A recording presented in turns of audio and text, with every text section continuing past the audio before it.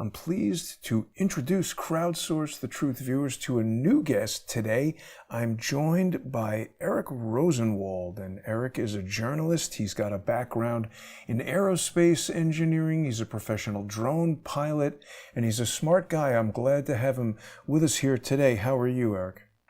I'm doing good, very good. Happy to talk with you. I think this is a very important story that hasn't gotten enough attention. So I'm thrilled to share this with your audience. Yeah, I agree. It is a very important story, and it hasn't gotten nearly enough attention. You are, of course, on X. People can follow you at Rosenwald underscore Eric, and you have been on. There's all these different airplanes, aircraft, hmm various hmm things that were flying around in the sky. We've got all kinds of evidence that things were flying around before, sort of during, and after the time that Charlie Kirk was murdered, and they are at least extremely suspicious. Of course, Candace Owens has been talking about a jet with Egyptian registration. I was brought a story by John Cullen in the days after the murder about a U.S. Army ISR jet. I had found some images that led me to believe there were drones flying around, perhaps doing electronic exploits and things like that.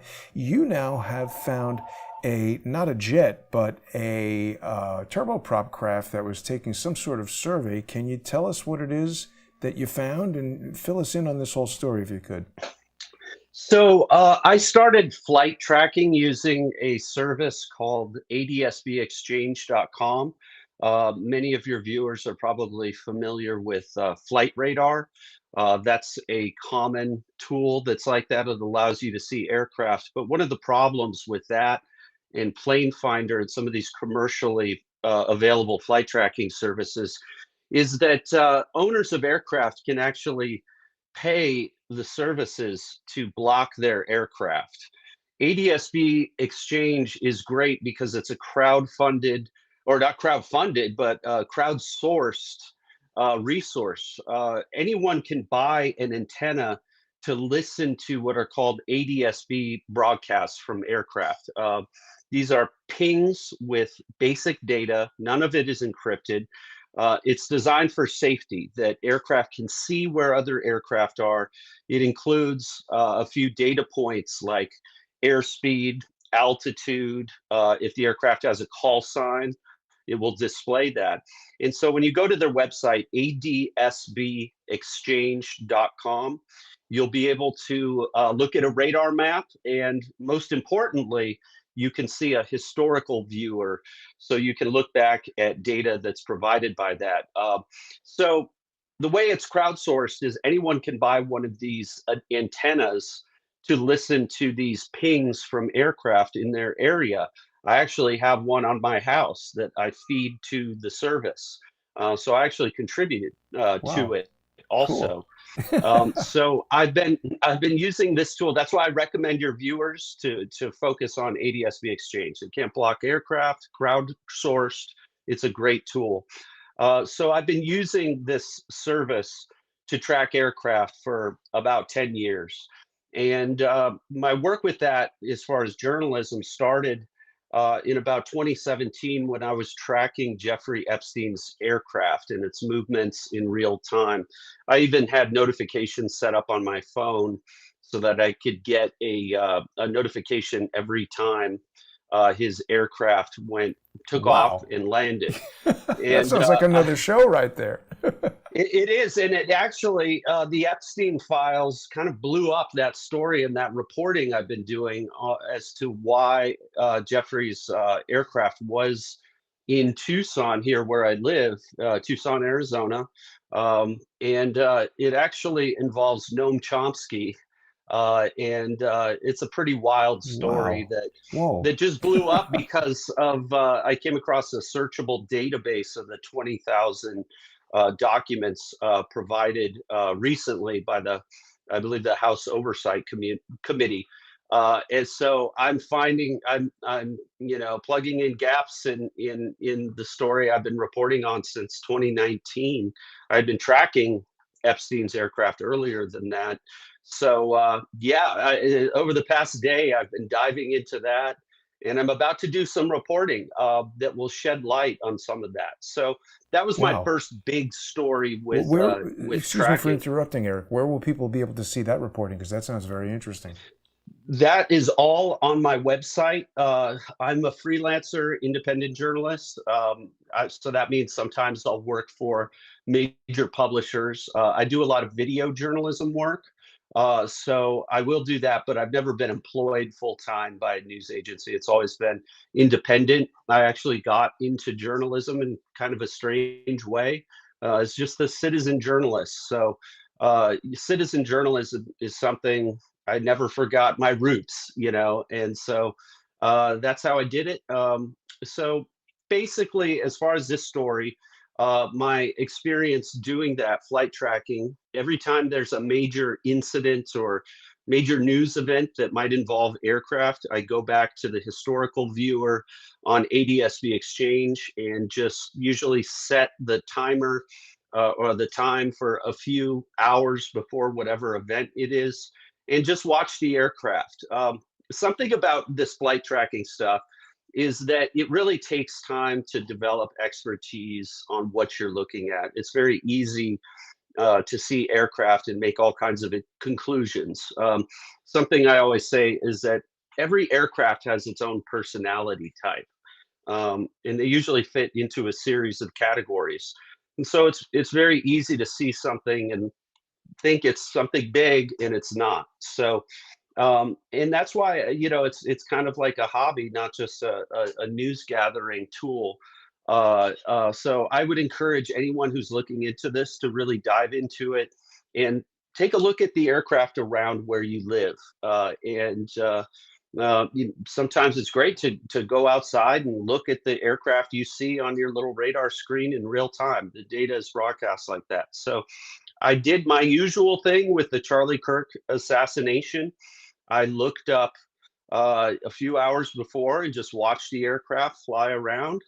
And something that just immediately popped out was that particular aircraft, a surveillance aircraft, was flying over the university within an hour before the assassination, and then landed at Provo Airport, which is nearby. That I know has come up a lot in Candace Owens' reporting. So I see this, I look into the company, and something interesting about that flight, and you could see it on what you brought up there.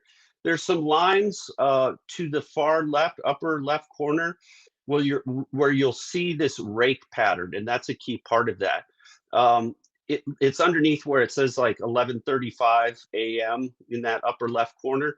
You'll see a rake pattern there. That was a mission that was flown just prior to the overflights of UVU campus. And it was over actually a Utah National Guard Army, basically an Army base Wow. that's primarily used for training. Now, I'm not insinuating that that has any ties or connection to the UVU campus, but it's important for context because these were the only two flight missions for the day.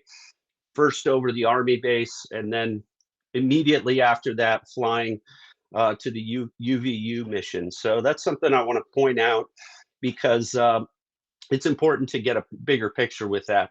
Now, companies in the oil gas industry, power companies, they have a real need for surveys of whatever it is they're doing. That includes photographic surveys, LiDAR, which is a system that captures sort of the 3D space of a given area that you're surveying. And so there are multiple options for a company, private company, or a government contractor to hire this company that owns the aircraft. It's called Mark Incorporated, MARC, and that's how.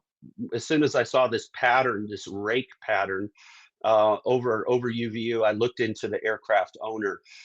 This particular company, and you see the aircraft there in question. It has very sophisticated camera equipment for photographic surveys.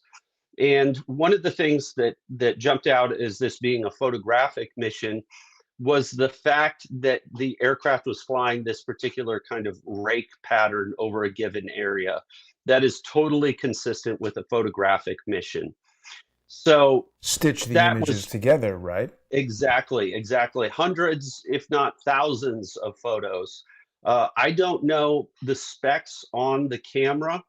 Someone else, I haven't looked into that. Someone else in your audience might be able to look into that. There's information on their website about their equipment, so that's something worth exploring to determine what kind of resolution these photos were. So when I saw this, I looked into it. I reported it in a thread on X, and it's great that you have the company website up there too.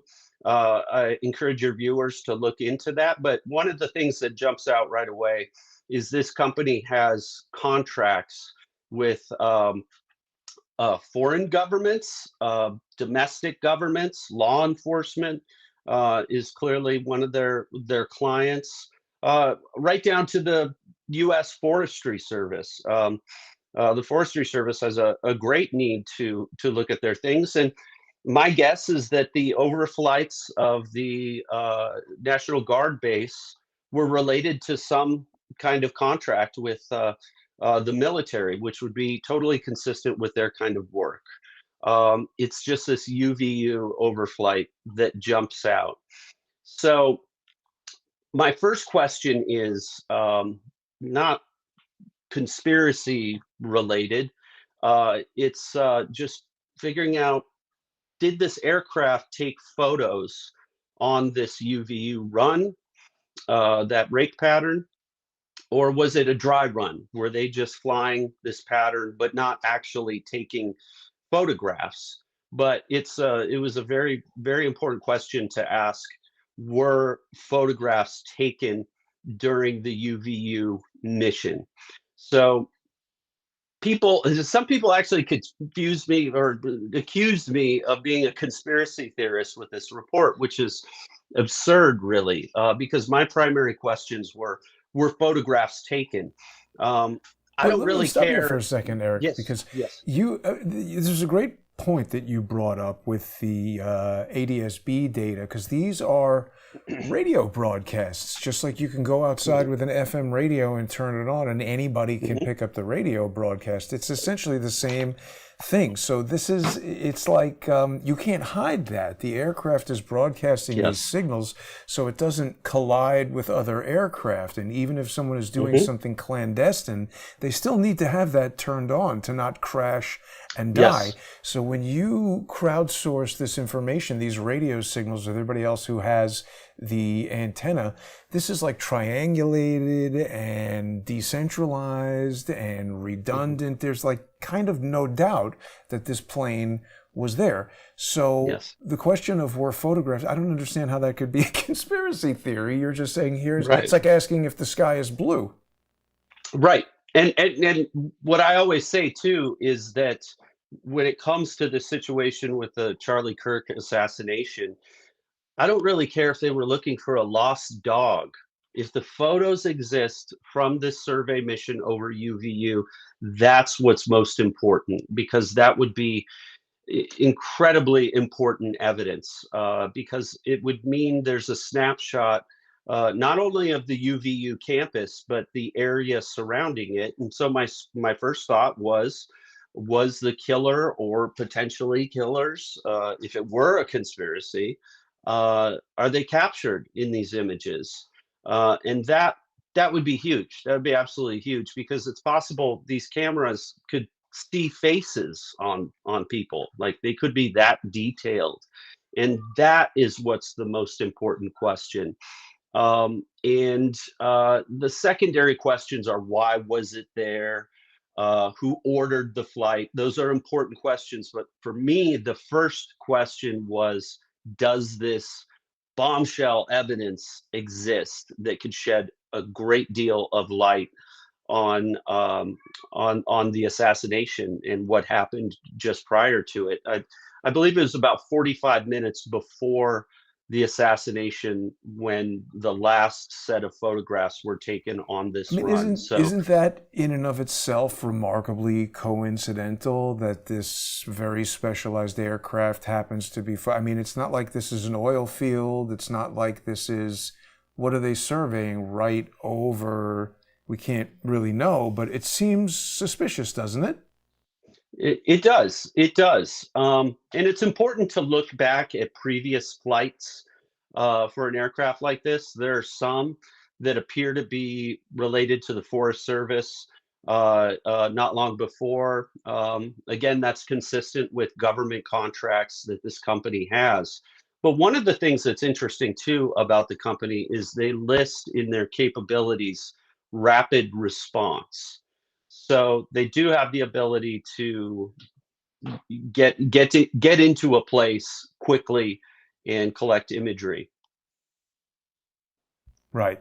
But somebody hired these guys to be there. We don't know who. Obviously, this is a Hmm. private company. So it's interesting because if the government wants to do something and they hired a private company, it could Hmm. complicate your ability to get information about it because a private company doesn't necessarily need to tell you what they're doing. And Yeah. as you've pointed Yeah. out, this is not just somebody going out with a GoPro or a Tyler mount or some Hmm. kind of, this is some sophisticated DMC camera installation. I've certainly never heard of these things before. It's worth looking into, but I think people know cameras these days, even very sophisticated ones, are typically pretty small. These things must be doing something really special to be these gigantic, behemoths of whatever the hell Hmm. they are, Yeah. LiDAR, etc.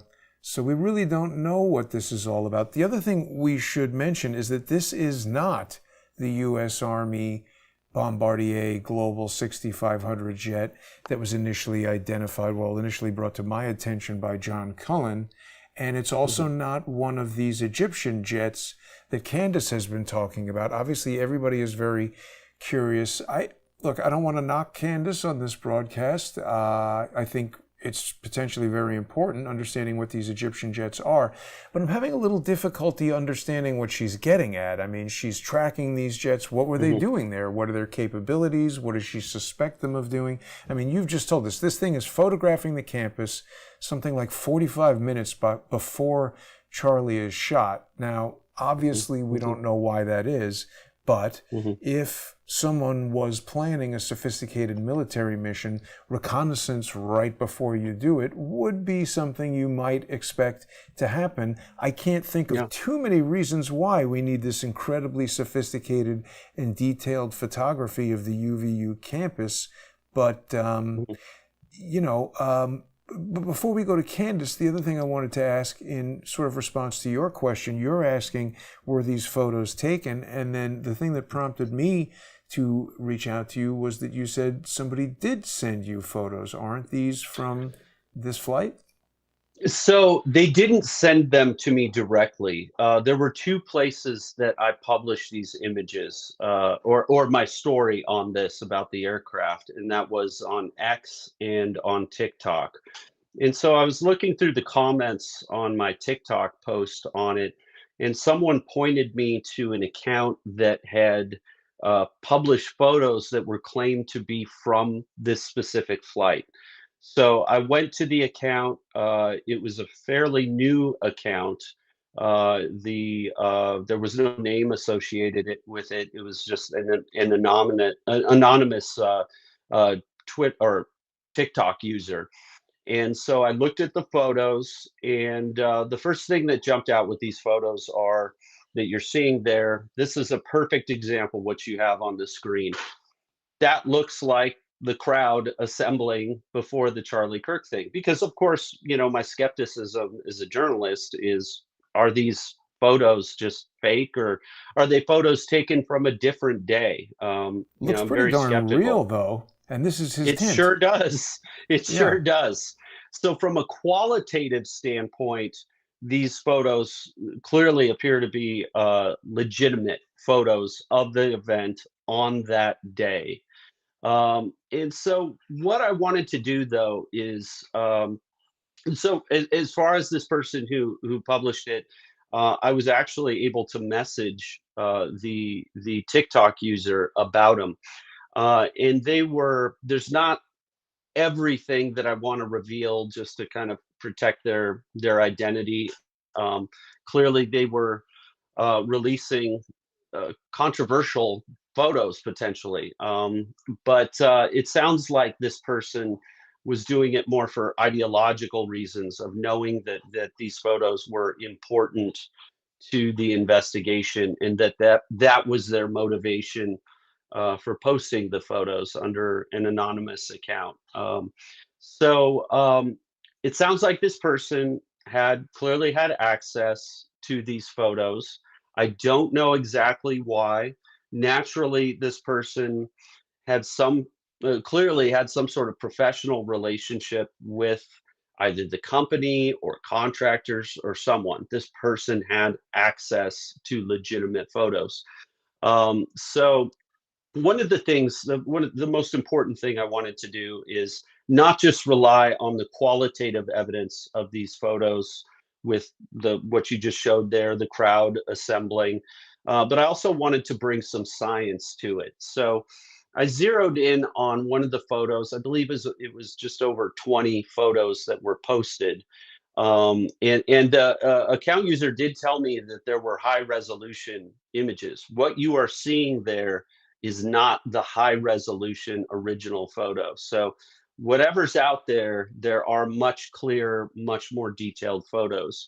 So I wanted to take it a step further and see if I could use science and math to validate these photos. So I picked one photo in particular, and it shows the corner of the building that the alleged shooter jumped off of. We've seen that in security camera footage from the campus. Anyone who's looked into the assassination is immediately familiar with the alleged shooter jumping off a roof and walking away. And there was one picture that the TikTok user posted of that corner of the building, and that's why I used that as a focal point. And it just so happened that there were shadows that were easy to identify and measure using a series of steps, Google Earth, and in making determinations on distances of what you're seeing in the image.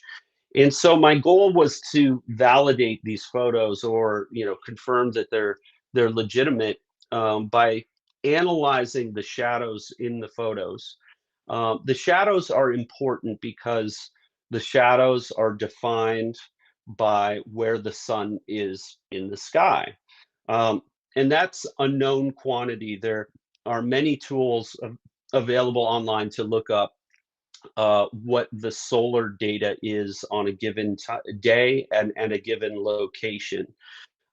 So I know what the shadows should look like based on that information. It's a geometry thing. So my process for validating these photos using math involved a lot of trigonometry, angles, distances, and those were the mathematical methods I used. I have a bachelor's degree in aerospace engineering, so it was kind of easy for me to apply that knowledge and experience to analyzing the shadows. So I determined shadow lengths. This is all approximate. It's not perfect without being on the ground, but I did actually get in touch with someone who was able to make some measurements from the area of that photo. And so what I did was I know in the photo which way is north, and that was a key part of this, because all of the data that's related to solar information is based on references to true north. So I was able to determine where north was in the images, and I basically worked backwards. With the shadow lengths and knowing where the building is and knowing how long the shadow extends, I was able to come up with a determination of what time, at least from my calculations, what time of day the photographs, or this particular photograph, was taken at. And the two big pieces of information when it comes to shadows are altitude, or elevation, and azimuth. And so what that means is the azimuth is in reference to north, and it's the angle that the sun is in the sky when you're looking from left to right. Elevation of the sun refers to the angle in the sky upwards that the sun is at.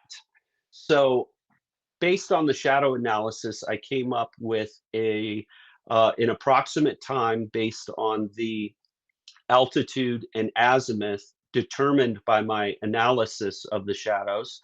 And I used an app, a solar tracker app that I use in my drone work. I'm a professional Helios? drone pilot. I forget the name. I think it's like Sun Tracker or something like that. There's a But few, there, yeah. yeah, and there's also, I think, some official government websites that list historical data for the sun. So using using that app and that tool, I was able to plug in what the azimuth was that I determined from the shadows. And that told me the time of day at that location that would produce that angle and produce that type of shadow. So I had that from the azimuth, but I also determined the elevation of the sun in the sky, and that also I could work backwards and find out what time of day on campus a shadow would be produced like this.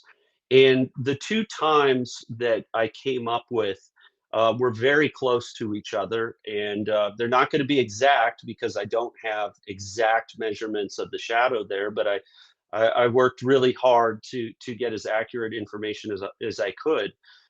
And these times corresponded roughly around 11. So Charlie Kirk was shot at 12:23 local time there in Utah. And the time I came up with was about 11:35 a.m. And that tracks with the flight track, because the great thing about these flight tracking services is you can pull, or ADSB at least, is that you can pull up a flight track that shows you the whole track, like a breadcrumb trail of the aircraft, but it'll also display the actual data from those pings. So it'll show you time, location, and altitude of the aircraft. Okay, so the solar data said about 11:35 a.m. So that's within an hour of Charlie Kirk getting shot. I was able to use now, so I have those two data points, altitude and azimuth, that determined a consistent time for when the photo was taken. But because I know the flight track of the aircraft, and I have information based on the photograph, what the line of sight that the camera was pointed at, what direction the camera was pointed at during that photo. And also, I was able to analyze angles. What was the angle of the camera as it was looking down at the campus?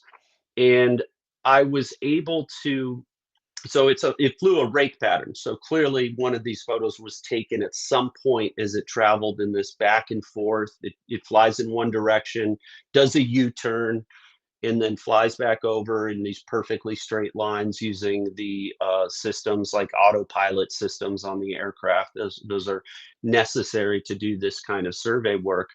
And so looking at those passes, I could say there were 5 passes over the campus. And so I was able to, using the line of sight information and the location, I was able to draw a line that the photo was taken at. It was somewhere along this line that the camera was pointed at. And I extended this line, and I knew what direction the photo was being taken from. It was from the north, looking basically southwest. And so I extended this line across all of that rake pattern. I was able to eliminate the three bottom. There were five of these passes you can see on the screen there. I knew it wasn't the first, the lower two or three actually. So I knew the photo had to be taken from one of the top two passes.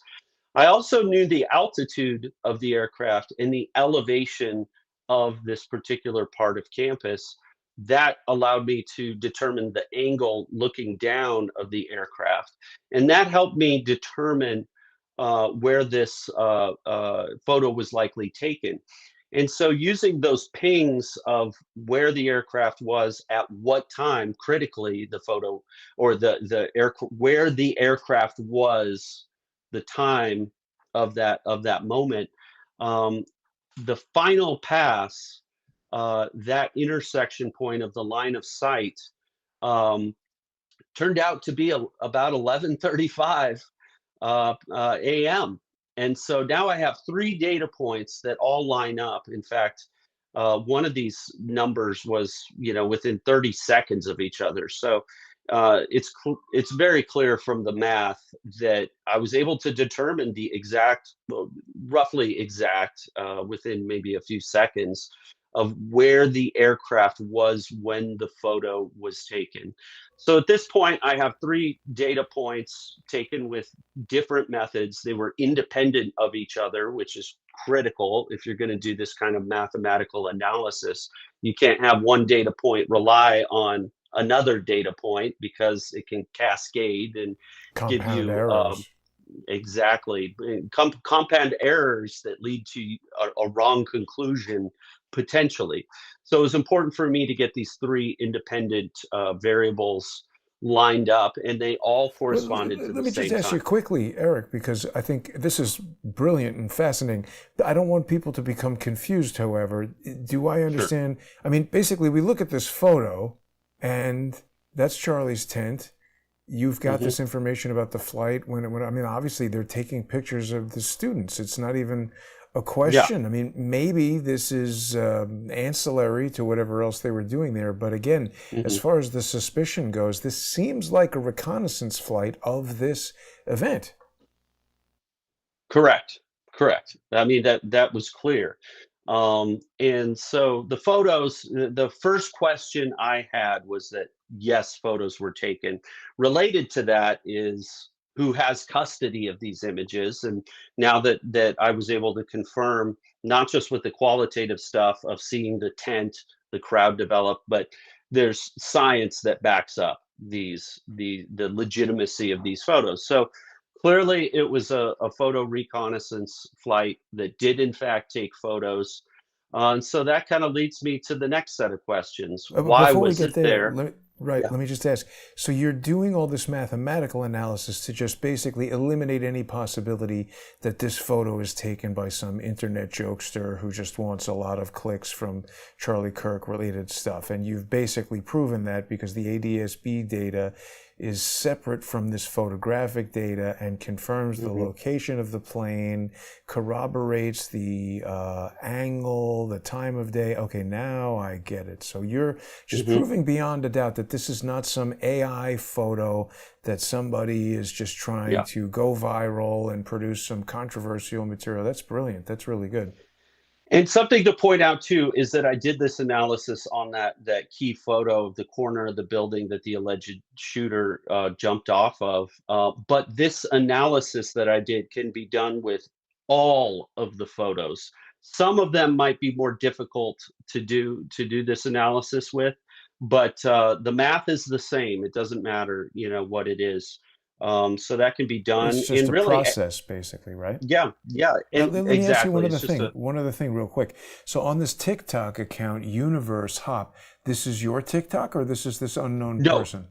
This is this unknown person that I was able to contact in Hmm. TikTok messages and talk a little further. How do we find you Natural. on TikTok? Let's see here. I'm not sure. I don't use TikTok very often, so I'm not sure what my username Well, is right don't now. worry about it now. We'll get back to that Yeah, later. yeah, Don't worry about that. yeah, Keep going, yeah. please. I'm sorry to interrupt you. So, oh, sure, no worries. So I was able to talk with them a little bit, get a little bit of background information. Naturally, they clearly had access to these images. and putting them out there is risky for them in their professional lives. And so I Doesn't wasn't that suggest surprised. that they know something about this? That they're like, oh, I can't let this go unknown? It sounds like the person had Oops. sort of. Oh, no Sorry. worries. Sorry about that. No worries. TikTok music. Yeah, they put up some music on their post. But it sounds like this person was aware of the shooting, and was able to look up missions related to this Whoa. aircraft. Wow. I don't know the details. I don't know what company that this person worked with. Naturally, I wanted to get more information and really start a discussion. Um, at one point, the person said that they were going to provide the full resolution images, but this person went cold. They stopped talking to me. So I don't know a whole lot of details, but it's clear that this person had access. I got the sense, I don't know for sure, I got the sense that this person didn't work for the company that did the surveillance. The company doesn't appear to really do much analysis. It sounds like what they do is just provide the service of flying over an area and collecting the data that's needed. So I got the sense that they were unrelated and not employed by Mark Inc. I I don't think know we that should for sure, also but I think we should also say, and I don't mean to speak for you, but certainly this broadcast doesn't intend to implicate Mark Inc. in doing anything. Even if this was not their at all. aircraft and they did take these photographs, there's no evidence at all that they have any idea. They're just someone pays them to go Mhm. over there and take photographs. They don't know what they're for, or what Mhm. it's being used for, nothing like that. Right. Right, exactly. I don't imply at all that the company, knew why they were even photographing it. And so part of that question, important question, is who was the client for the UVU overflight? But it might not necessarily be a client sort of relationship. It's possible this company clearly has great contracts with the federal government. The military is likely who would contract a company like this to fly over the National Guard base. The military has a lot of needs to get imagery and data of military installations. So it's clear that this company does have a working relationship with law enforcement, government agencies. So it's entirely possible too that there wasn't like a typical paid decision to overfly UVU. I mean, it's entirely possible that someone, one of these existing clients, could call them up and say, "Hey, can you go out and get photos of it?" So that's a possibility. I'm not saying it's likely, but it doesn't necessarily have to be a traditional client of the company. Um, with rapid response capabilities, that's something that can happen quickly. So I really want to know who ordered the flight and why. Yeah. That's it's Okay. at this point that's the key question. So then let me take you to another area here. You've seen, I presume, the research and reporting on the U.S. Army Hades jet. You've seen some of the information, at least, about Candace Owens. Do you think these things are related? Do you have any insight into what those other aircraft were doing there? It's a lot of aircraft flying around just for Charlie Kirk to be sitting there talking, isn't it? Right, right. I don't know any of that. I've been trying to catch up with some of Candace's reporting. Something that'll always get in the way of Candace Owens is that she's clearly a controversial figure. And so a lot of people will just immediately dismiss her. But what I've always felt about journalism is that really what matters is the product, the final product. A well-written, well-sourced report stands on its own. It doesn't matter who you are, or even what your reputation is. If it's good journalism, it stands on its own, and that was a principle I always had, and a strong belief I always had since I started out with journalism as a citizen journalist, like many of your viewers.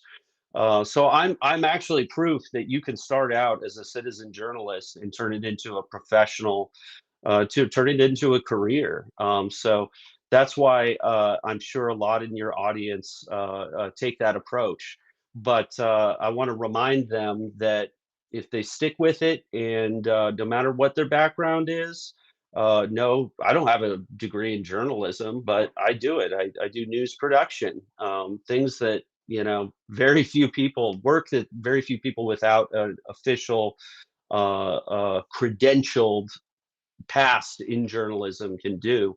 So I just wanted to interject that for your audience, that it really, you can turn citizen journalism into a profession.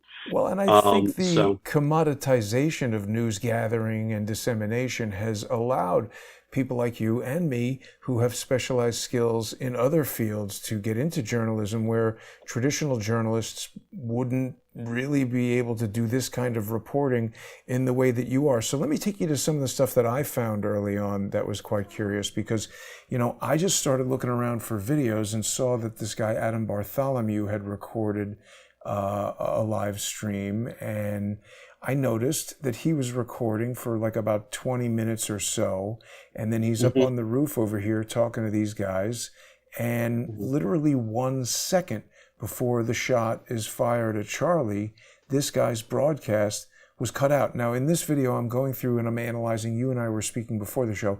This to me is clearly a bird. We see its body Yes, changing shape as it's moving through the sky. It's moving yes, yeah. downward in the way that a bird moves. It's flying over the valley here where there's a lake and probably fish and things that birds are interested in. It comes around over the building and it comes out of the shadows. Its color matches closely with the color of the edge of the building, so it's lost to video compression for a couple of frames, but then we see it fly into the tree, which is the type of thing that birds do.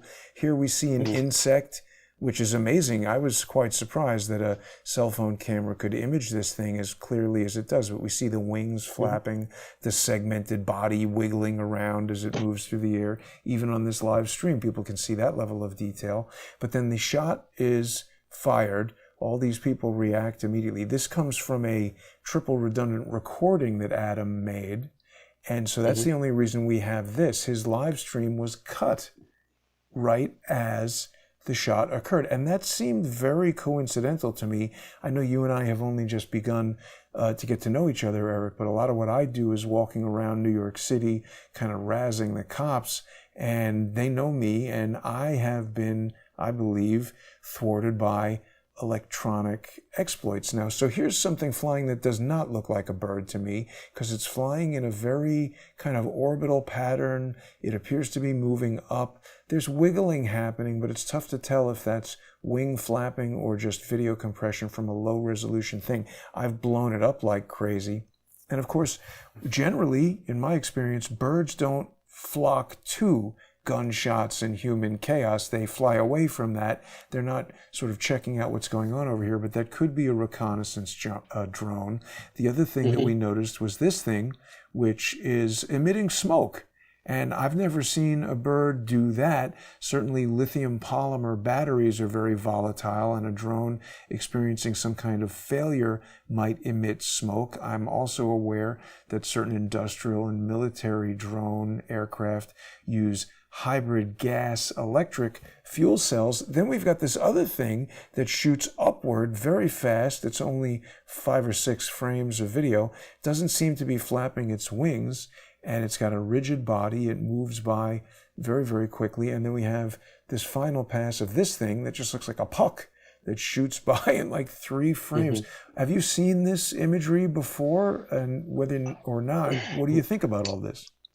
Uh, I'm I'm actually highly skeptical that it was a drone, because with my professional drone work, a big part of my job, well, my first task with drone work is safety. Always, everything begins and ends with safety, and that means I spend a lot of time looking at the sky and trying to identify what I'm seeing. This is a case where video artifacts are a huge factor. So for me, these videos are inconclusive. It's an important thing to ask. but I just couldn't take away any conclusions based on that. So. One Well, thing I want to add real yeah. quick is that one of the biggest flight tracking stories that came out early on was an aircraft that flew from Provo, Utah to Arizona. And the narrative with that story was that the aircraft shut off its responder. And it doesn't appear to be that's true at all. These receivers that collect that ADSB data, there are often situations, especially around the West Coast, where there isn't good coverage with these receivers like I have. It actually costs usually about like $70 to get everything you need to broadcast and feed it to ADSB.com. And so that aircraft looked like it had just dropped off ADSB coverage. I think that I the was a little, owner yeah, gave some statement as to why, but you're right. That was basically, it turned out to be potentially not what it initially appeared to be. Before yes. we move off of this drone piece right here, there Mhm. was sort of contemporaneous reporting about this U.S. Army Hades jet, which was again tracked through ADSB data as having been flying right by the morning before the assassination and then coming back later in the day. And the thing, Hades stands for High Accuracy Detection and Exploitation System. And again, I agree with you that that video is potentially inconclusive. It's got evidentiary value, but we can't just look at it and say, oh, that's definitely a drone. The reason why I think it shows what probably are drones is because this Hades jet was there doing something. ISR is intelligence, surveillance, reconnaissance. Hades, high accuracy detection and exploitation. Adam Bartholomew's video being shut down the instant before the shooting. There's another TikTok user who was also cut off from live streaming right before the shooting. It's all very suspicious, and we've got these reconnaissance flights. I mean, again, these are pieces of a puzzle that we're trying to put together to understand. It just seems a little too coincidental to me to be merely a coincidence that Adam's system cut out. What about those video images? I mean, what about the one making the smoke? What could that be if it's not a drone? Um, that could be an video artifact. It's possible. A trail essentially It from doesn't the object. really, I understand what you're saying, an MPEG Mhm. trail, but it doesn't seem to be that, the nature of the way that stuff, it looks to me like smoke, and also Yeah, why in the same video, the same lighting conditions, the same bit rate of encoding, why wouldn't we see similar MPEG artifacts on similar items moving at similar speeds? There's something that, that thing that does the orbital right before is moving at essentially the same speed. Why doesn't that have any artifacts? And the thing doesn't sure. exhibit artifacts throughout the duration of the flight. I don't mean to put you on the spot. I appreciate your Hmm. exacting approach to evaluating evidence, but it takes me back to my initial question. Had you seen that evidence before? And maybe it's just a matter of you need to study it a bit more. And one of the things is with my video journalism. I do a lot of video editing, so I have a lot of expertise with that. So that's really what leads to my skepticism. I think it's very worthwhile to look into, and like you said, the apparent smoke trail is interesting, but from everything I've seen related to drone footage right over the event, I just came to the same conclusion that it's inconclusive. So I haven't seen anything where I'm like, that is a drone yet, but it's worth investigating. There are anomalies, absolutely, with those. So I encourage anyone to look further into that and analyze that. So I just don't have any conclusions Yeah, based on sure. it, but it's a very worthwhile topic to further investigate. And I'm Yeah, and sure with so certainly, many cameras there, someone might have another photo of the or video of the same object. Well, maybe most people were running for their lives at this moment. Here we see the Yeah. early moments. The thing is not exhibiting any trail-like artifact, and it's uneven in the way that smoke might be. A video trail would seem to have more of a pattern to it. This thing is moving upward and not flapping any wings of any kind. It's moving very quickly. And again, we've got a pattern of evidence here where you've spotted this turboprop doing a reconnaissance flight. Beforehand, this thing is shooting upward, not flapping any wings, moving very quick. What could this be if it's not a drone? Um, a bird. I think it's either a drone or a bird.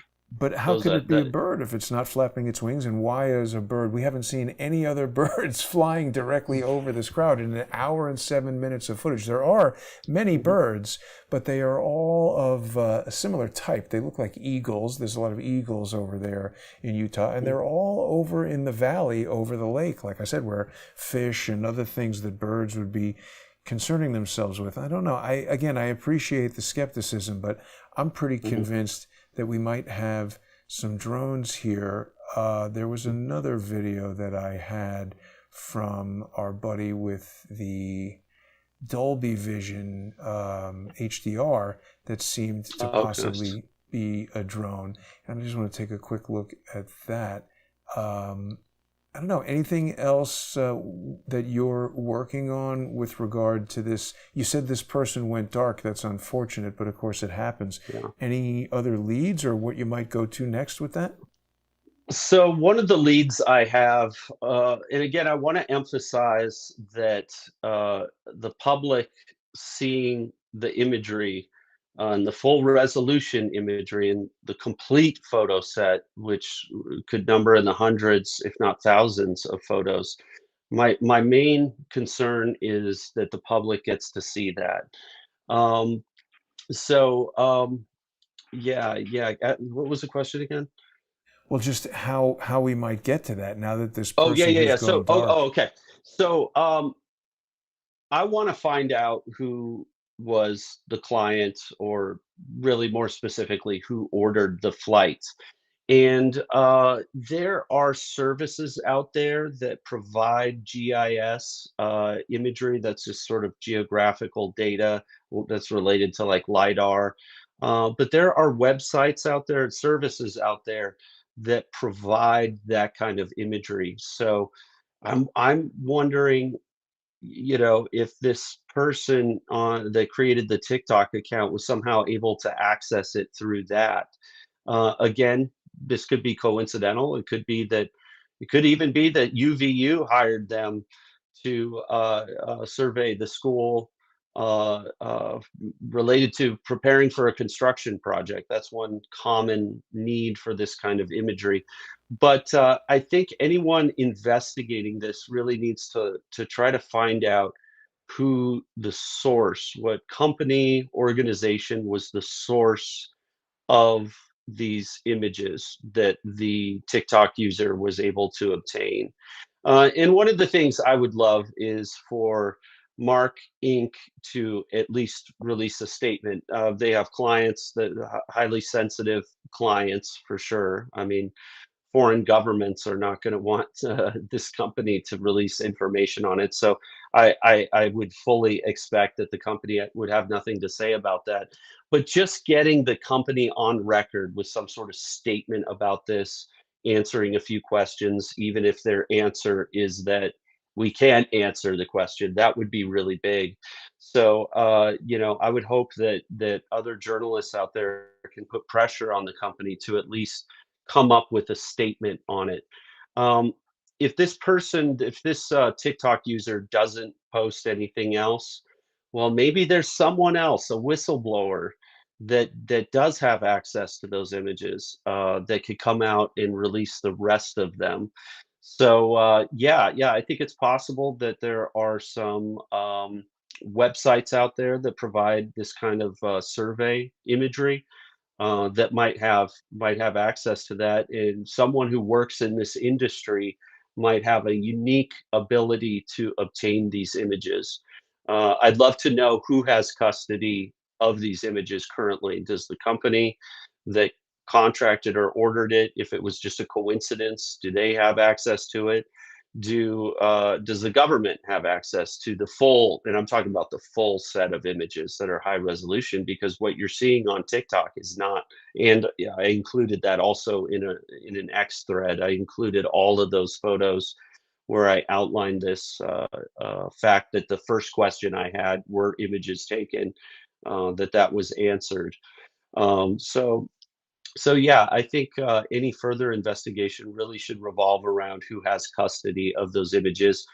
It would be very unlikely for those images to be provided by the FBI or state and local authorities. So I think at this point, if we're going to see the full set of images, maybe that would come out in a court case if it turns out the law enforcement authorities have possession of the But full resolution I images. just wonder if they even know, you know. I just wonder if anybody Mhm. who's not looking at your X account or watching this broadcast even knows. I mean, I would ask, but I Mhm. think I already know the answer. I'm sure Kash Patel hasn't contacted you and asked you anywhere near the number of questions that I've been asking. And just to push back a little bit on something, and again, I appreciate the Mhm. skepticism, but if they wanted to take surveillance photos for construction, wouldn't it make more sense that you do it when there's not 3,000 people standing here so that you could just look at the site and not have all this other stuff? It Yeah. just seems so suspicious that Yeah. the photos are taken.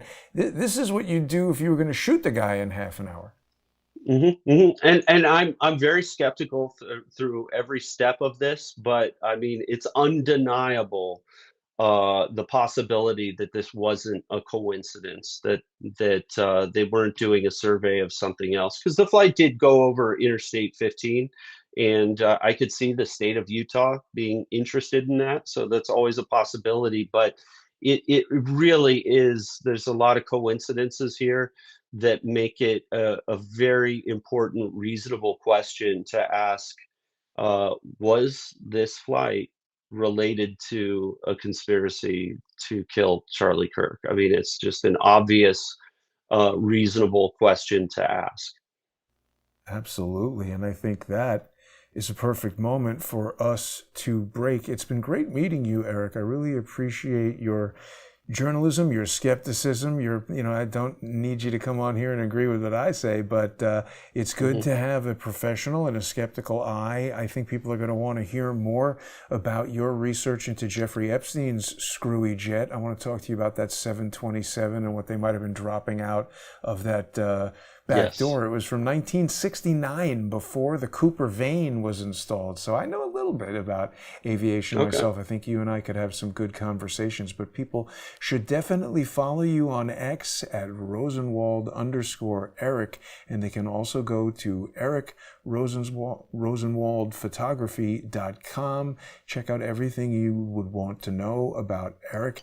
Anything else you want to say before we wrap up today?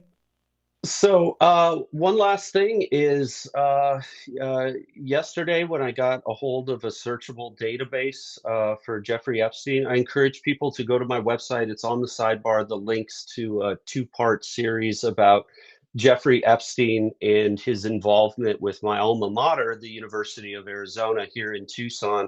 And I'm finding some really, really amazing stuff in these documents that the House Oversight Committee released, and I am actively reporting on that right now. And there's some amazing stuff that's coming out about that. So anyone who follows me on X can find that out. It involves an extremely prominent public figure, intellectual. Turns out to be Noam Chomsky. Was central to Epstein, apparently central to Epstein funding the University of Arizona with his connections with Epstein. That there are tons and tons of mentions of Chomsky in this. So it's a little bit of a sensitive story here because it's extremely controversial. Jeffrey Epstein was heavily involved with academic research institutions, MIT, Harvard, and there's a lot of evidence that shows that this thing with him being involved in academia was tied to my university here. So I'm going to be doing some reporting on that. I was working on it this morning, but there's already some amazing information coming out from the Epstein documents. So I'd encourage anyone to follow me and do that. Maybe we could talk about it sometime, especially because Absolutely. it involves such a prominent, not just Yeah, academic figure, but political activist. I mean, Noam absolutely. Chomsky is one of the most cited public intellectuals of all time. So Yeah. yeah, Well, this we also got to involves be him. careful It's though, because exciting. Chomsky is still alive, so you never know, he might want to Yes. sue you. But you speak quite carefully and very Well, professional my in your work. my reporting, the two reports that are on my website, I had a ghost editor with an extremely esteemed background in journalism. So I cleared it. There's nothing in this report that you have up that's really individual reporting. It's connecting a lot of different stories and some original reporting related to the flight tracking. So yeah, I'm pretty much lawsuit proof I like that. with Chomsky. Yep. The facts stand on their own. These reports are a conglomeration of already existing reporting. So I'm going to be digging into that, and it might be a wild ride here in the coming days and weeks. So I'm excited, but yeah, I'd be happy to talk with you about something like that in the future. And really, hopefully, I'll get more information on this Charlie Kirk flight. But I would encourage the audience to do their own investigation and look into especially website services or companies that provide this kind of imagery, because that might be the best route to finding out, first of all, if we can get the images, but help answer the question of who ordered this flight over the Charlie Kirk assassination. Eric Rosenwald, thank you for joining me. Excellent to meet you. And I want to remind everybody they can support Crowdsource the Truth on crowdsourcethetruth.substack.com or subscribestar.com or patreon.com/crowdsource the truth. You can follow me on X at JG_CSTT and subscribe there. I look forward to speaking with you again. Eric, have a great day.